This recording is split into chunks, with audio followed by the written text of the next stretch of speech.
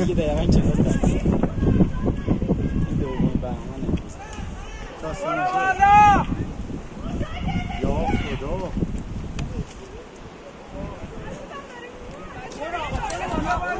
بیایم بالا بچه ها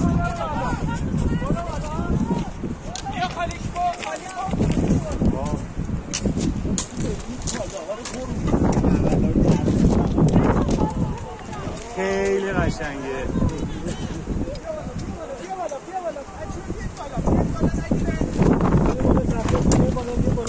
بچه ها بیایم بالاتر آخوش نمیگه خود بیا بالاتر یا خدا خیلی قشنگه واو الان یهو میبینی از زیرش آدم میاد بیرون واو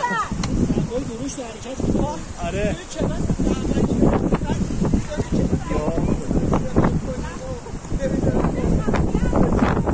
حالا این سرعتش چه یه سرعتی زیاد باشه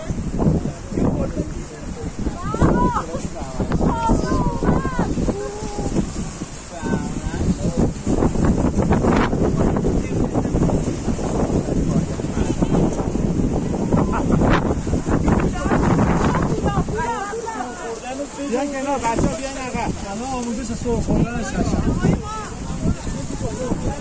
دیواره ها رو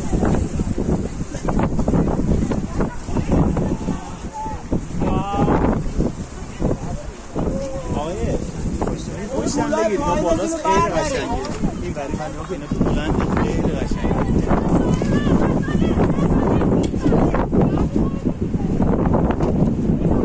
تموم شد وایسا